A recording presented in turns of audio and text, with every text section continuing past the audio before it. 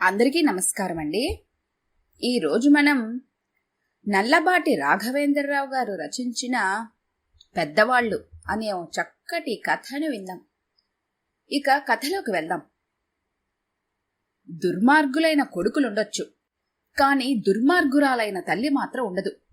మీ అమ్మని బాగా చూసుకునే టైం ఇదే. ఫ్యామిలీ డాక్టర్ ఆదిరత్నం మాటలు రామభద్రమ్మకు స్పష్టంగా వినపడ్డాయి. ఆమె మంచం మీద పడుకొనుంది.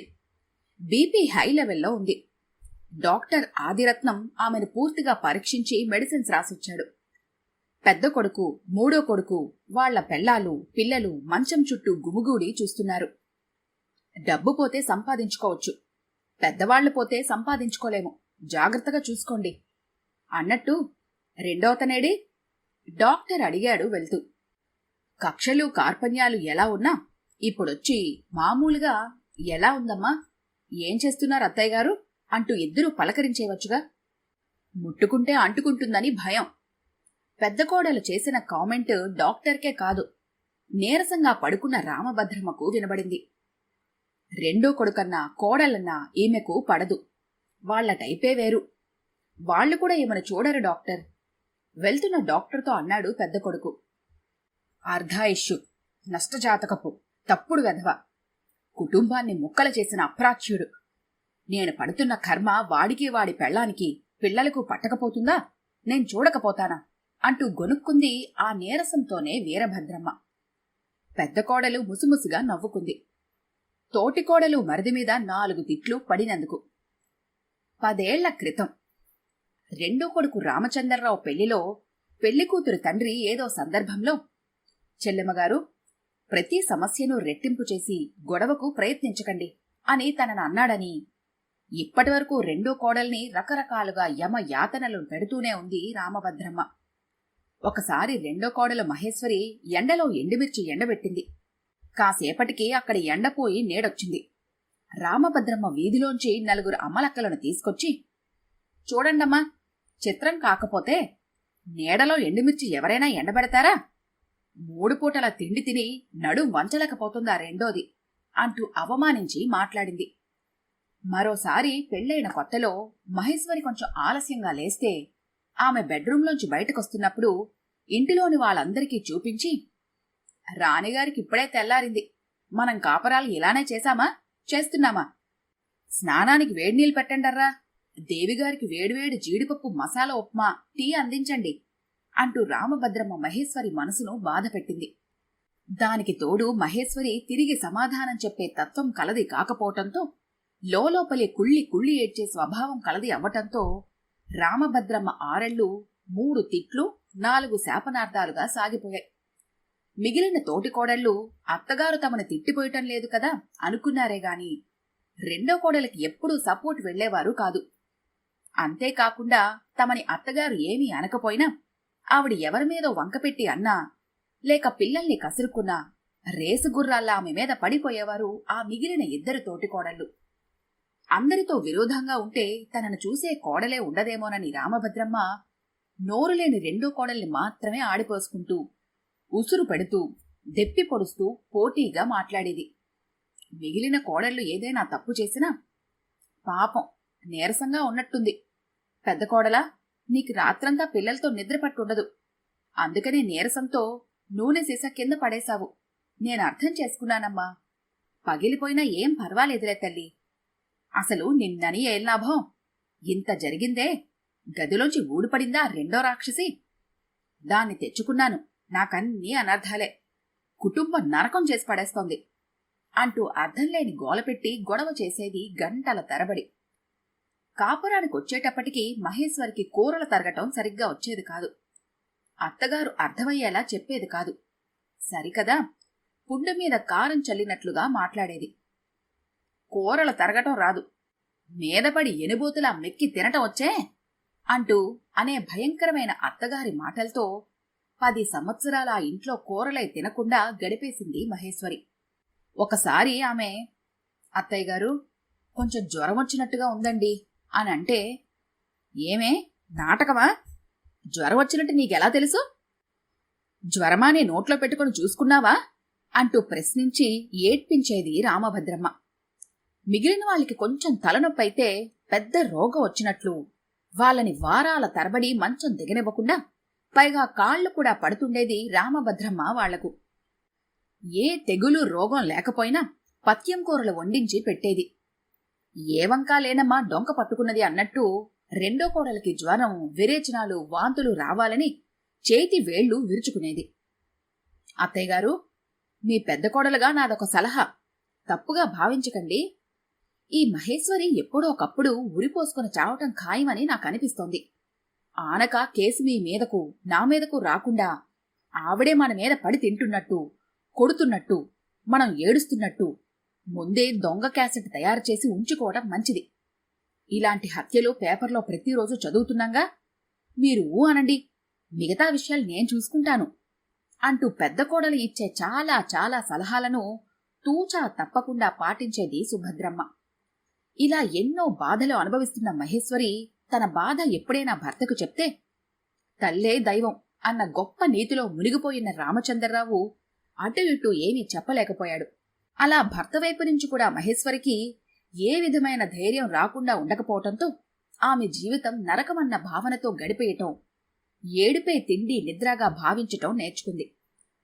10 సంవత్సరాల రొంపి జీవితం అనుభవించిన ఆమె ఇప్పటికీ అత్తగారి ముఖం చూడటానికి భయపడుతూనే ఉంది. నన్ను నోరారా అత్తయ్యగారోని ఎప్పుడైనా పిలిచావటే, ఏడుపుగుట్టు ముఖందానా అంటూ నిలదీసిందొకసారి రామభద్రమ్మ. నేను మిమ్మల్ని అత్తయ్యగారని పిలవాలని ఏ రోజుకు ఆ రోజే ప్రయత్నిస్తున్నాను.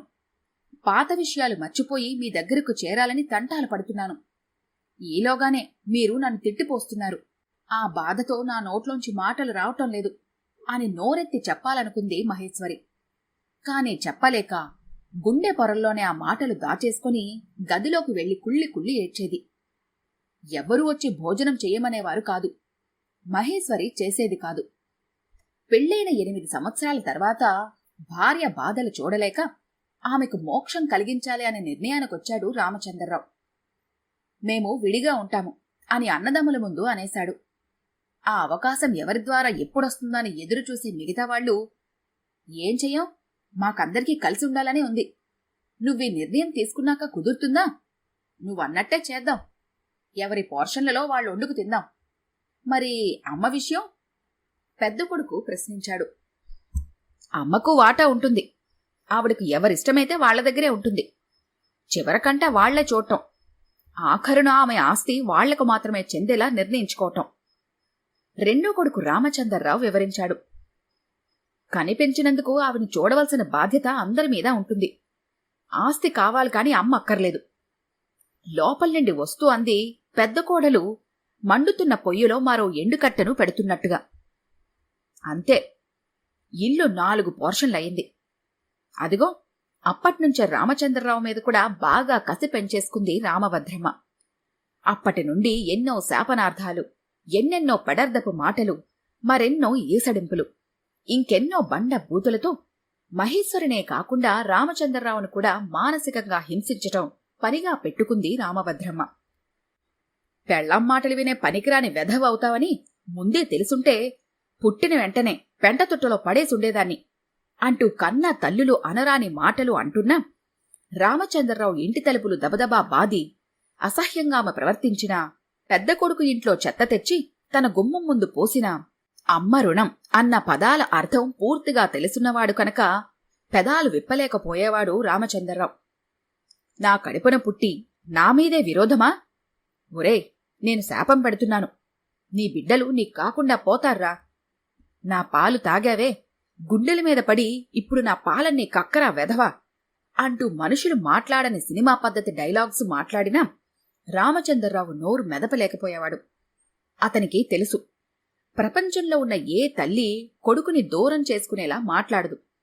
కాని తాత్కాలిక ప్రయోజనం, స్వార్థ ప్రయోజనం కోసం కొన్ని దుష్టశక్తులు మాయలో వలలో పడి ఎవరైనా అలా తిడతారు, అలా ప్రవర్తిస్తారు.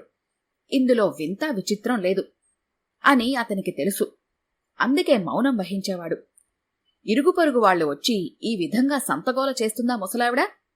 పోయే వయసులో ఇదేం పాడుబుద్ధి? ప్రేమగా ఉండొచ్చుగా. ఒక్కడే కొడుకైతే ఇలా ప్రవర్తించేదా? 3 కనుక నువ్వు చచ్చినా పర్వాలేదని నీ మంచితనాన్ని లోకుగా తీసుకుని ఆడిస్తుంది. చూడబ్బాయ్, తల్లికి కూడా హద్దు ఉంటుందయ్యా. నువ్వు భరించినా మేం భరించలేకపోతున్నాము. ఆ తిట్లు వింటే మాకే ఉరిపోసుకు చావాలనుంది. రాబోయే ప్రపంచ యుద్ధం ఇప్పటికే టీవీలో చూపిస్తున్నట్టుంది మాకు. నువ్వు ఆవిడ మీద పోలీస్ కేసు పెడితే మేమందరం సపోర్ట్ చేస్తాము. అప్పుడుగాని ఆవిడ నోరు ముయ్యదు. ఇలాంటి వాళ్లు 1000లో ఒకరుంటారులే అంటూ వాళ్లంతా ఇంటి దగ్గరకొచ్చి రెచ్చగొట్టినా పైకి లేచేవాడు కాదు రామచంద్రరావు. విడిపోయిన చాన్నాళ్లకు రామచంద్రరావు మేనమామ అచ్చారావు వచ్చి, ఏవయ్యా, మీ అమ్మ నాకక్కే కావచ్చు, కాని మరీ తప్పుడుతనంగా ప్రవర్తిస్తోంది. వెనకాల ఉన్నవాళ్లు రెచ్చగొడితే మాత్రం ఈవిడికుండద్దు ఇంగిత జ్ఞానం. చచ్చాక మీదపడి ఏడ్చేవాళ్ళని ఒక్కళ్నైనా మిగిల్చుకోలేకపోతోంది. ఈవిడ గురించి నీకన్నా నాకే బాగా తెలుసు. చిన్నప్పట్నుంచి పుట్టింటికొచ్చిన ప్రతిసారి వాళ్లమ్మతో తగువులాడి మమ్మల్నందర్నీ శాపనార్థాలు పెట్టి మరీ వచ్చేది. ఈవిడ తత్వం భయంకరం అబ్బాయ్. నీ పట్ల ఒక కంట్లో బెల్లం, మరో కంట్లో కారంలా ప్రవర్తిస్తుంది చూడు. ఇది ఎవరూ భరించలేరు. పెద్దవాళ్లు ఉన్నారంటే సమస్యలను తగ్గించి ఇంటిని స్వర్గంగా చెయ్యాలయ్యా. వాళ్లు పోయాక వాళ్ల గురించి వెనకున్న వాళ్లు రోజూ తలుచుకునేలా మిగలాలి. ఇలా ప్రవర్తించి ఈవిడగారు సాధించిందేమిటి ఈ చివరి వయసులో? నాకు స్వయాన అక్కగారైనా ఆవిడని విమర్శించటం నేను చేస్తున్న తప్పు పనే కావచ్చు. కాని ఏ సమస్యకైనా ఒక ఫుల్ స్టాప్ ఉండి తీరాలి. అందుకే నేనిప్పుడొచ్చింది. ఆవిడ మహేశ్వరుని తిడుతున్నప్పుడు నువ్వు కూడా వెళ్ళి నీ పెళ్ళాం జుట్టు పట్టుకొని మా అమ్మ మాట వింటావా లేదా అని 4 తంతే మీ అమ్మ నిన్ను నెత్తిమీద ఎక్కించుకునేది. రే రామచంద్రరావు, అమ్మ దైవం కాదనను. ఆ గొప్ప రాజనీతి నీ నరాల్లోనే జీర్ణించుకుపోయింది. నువ్వు విడిపోయిన తర్వాత ఇప్పటి వరకు ఏం సాధించావు? నీ తల్లి రోడ్డు మీద పడి బండగా తిట్టినా నోరు మెదపలేకపోతున్నావు. చూడబ్బాయ్, నేను ఓ రాజనీతి చెప్తాను విను. ఇటు నిన్నే నమ్ముకొచ్చిన నీ పెళ్ళానికి న్యాయం జరగాలి. ప్రపంచం తీరు తెలుసుకుని బ్రతకవయ్యా. నీ అమ్మని చూడ్టానికి ఇంకా 2 కాని నీ పెళ్ళాన్ని చూడ్టానికి ఆవిడకు వేరే మొగుళ్ళు లేరు. బండగా మాట్లాడుతున్నాను కదూ. నీకు అలా చెప్తే కాని అర్థం కాదయ్యా. ఇప్పుడు తల్లిపాలు కలుషితం, తల్లి కలుషితం, తల్లి మనసు కలుషితం. నీ తల్లిని విమర్శిస్తున్నందుకు కోపంగా ఉందా? ప్రపంచంలోన తల్లులందరూ దేవతలే అని చెప్పడానికి వీల్లేదయ్యా. నిజంగా అలాంటి తల్లులకి నేను శతకోటి నమస్కారాలు పెడుతున్నాను. నేనో ప్రశ్న అడుగుతాను, సూటిగా సమాధానం చెప్పు. తల్లులందరూ మంచివారే అయితే ఒక కొడుక్కి తల్లిగా చాలామంది తల్లులు తమ కోడల్ని ఇష్టం లేకపోతే చంపేస్తున్నారు, కేసు లేకుండా చేసుకుంటున్నారు. ఇది జగమెరిగిన సత్యం. మరి అలాంటి తల్లులందరూ ఆ కొడుకుల పట్ల నిజమైన తల్లులేనంటావా? దేవతలే అంటావా? బాగా ఆలోచించుకో అబ్బాయి. నీ మేలు కోరి చెప్తున్నాను. సమస్య విషమించి నీ భార్య నీకు దూరం కాకముందే ఆవిడతో పిల్లలతో నీవెక్కడికైనా వెళ్ళిపో. సుఖంగా ఉండు. ఆస్తుంటే తర్వాత చూద్దాం అంటూ హితబోధ చేసి వెళ్ళిపోయాడు. అయినా రామచంద్రరావులోని చలనం లేదు. అమ్మ రుణం అనే అతని గుండెలో నాటుకుపోయాయి. తల్లి రుణం తీర్చుకోవటం గురించి ఎవరైనా అడిగితే కొన్ని కోట్ల తిట్లు తిట్టినా, 10 ఏళ్లుగా నన్ను, నా భార్యను, పిల్లలను మానసికంగా కృంగదీసినా, మా గురించి వ్యతిరేకంతో బంధువర్గంలోనూ చుట్టుపక్కల అదే పనిగా చెప్పినా, ఒక్క మాట ఇప్పటి వరకు ఆమెని తిరిగి అనకపోవటమే నేను రుణం తీర్చుకున్నట్టు లెక్క. ఆమెకు తిండి బట్టలు పెడితేనే గొప్ప అనేవాడు వేదాంత ధోరణిగా. అయినా పెద్ద కోడలు ఆడిన నాటకంలో విధి రామచంద్రరావునే ఓడిపోయేలా చేసింది. ఇంట్లో అందరూ రామచంద్రరావుని చెప్పులతో కర్రలతో కొట్టేలా చేసి, రామచంద్రరావే తనపై కత్తితో దూసుకొచ్చి గాయపరిచినట్లు రక్తాలతో రామభద్రమ్మ పోలీస్ స్టేషన్కెళ్లి పోలీస్ కేసు పెట్టేటట్లు చేసి అతన్ని అరెస్టు చేయించి క్రిమినల్ కేసు పెట్టించి అతని కోర్టు చుట్టూ తిరిగేలా చేసింది తెర వెనక నుండి ఆ పెద్ద కోడలు. అది తెలుసుకోలేకపోయిన తల్లి మీద రామచంద్రరావుకి జాలేసింది. కోపం కొంచెం కూడా రాలేదు. ఇదంతా విధి ఆడించే నాటకం. ఏది ఏమైనా ఆమె కడుపులో నుంచి వచ్చాను, సహించాలి. నవ్వులపాలు చేసిన వాళ్లే తలదించుకునే రోజొస్తుంది అనేవాడు. ఇదంతా గతం, 10 ఏళ్లుగా జరుగుతున్న విషయం. ప్రస్తుతం రామభద్రమ్మ హైబీపీతో మంచం పట్టి రోజు రోజుకు క్షీణిస్తూ పూర్తి అస్వస్థతలోకి మారిపోయింది. ఫ్యామిలీ డాక్టర్ ఆదిరత్నం రోజూ వచ్చి చూస్తున్నాడు. ఆమెకు వ్యాధి ఎక్కువవుతూనే ఉంది. తగ్గుముఖం పట్టే సూచనలు కనిపించటం లేదు. ఆమె ఆ మూలగదిలో ఒక మూలగా కుక్కి మంచం మీద పడుకొని ఉంది. చుట్టూ ఉమ్మిలు, గుడ్డలు, బూజులు, కాగితం ముక్కలు, చెత్తా చెదారంతో గదంతా దుర్గంధపూరితంగా ఉంది. పెద్ద కొడుకు, ఆఖరి కొడుకు దూరంగా ఉన్న ఆమె గది దగ్గరకు అప్పుడప్పుడు వచ్చి మరీ దూరంగా నిలబడి సెంటు జల్లి అగరత్తులు వెలిగించి వెళ్తున్నారు. మిగిలిన వాళ్లు ఆ ప్రాంతానికొచ్చి చాలా రోజులైంది. రానురాను ఆమె కాలకృత్యాలు మంచం మీద అన్న పరిస్థితికి వచ్చేసింది. పెద్ద కోడలు, ఆఖరి కోడలు గంట ఒక గండంగా గడుపుతున్నారు. ఆమె బట్టలు మార్చటానికి, శుభ్రం చేయటానికి పని మనిషిని పెట్టారు. 2-3 రోజుల నుంచి రోజుకి 100 రూపాయలిచ్చినా ఈ కంపు భరించలేనని ఆవిడ మొండికేసింది. ఏవర్రా, చివరి రోజుల్లోకి వచ్చేశాను. నన్ను మీరెవరూ చూడటం లేదు. మిమ్మల్ని నేను నెత్తిన పెట్టుకున్నాను కదర్రా. నా కంపును భరించలేకపోతున్నారు. మీ కంపులు నేను పన్నీరు, అత్తరు, సెంటులా ఆరగించాను కదరా. 3 రోజుల నుండి బిళ్ళ అందించి మంచినీళ్లు ఇచ్చేవారే లేరు. చూపు కూడా కనిపించటం లేదు. నా ఆస్తి కోసమే ఎరవేసి కూర్చున్నారు. ఇది మీకందరికీ ధర్మమా?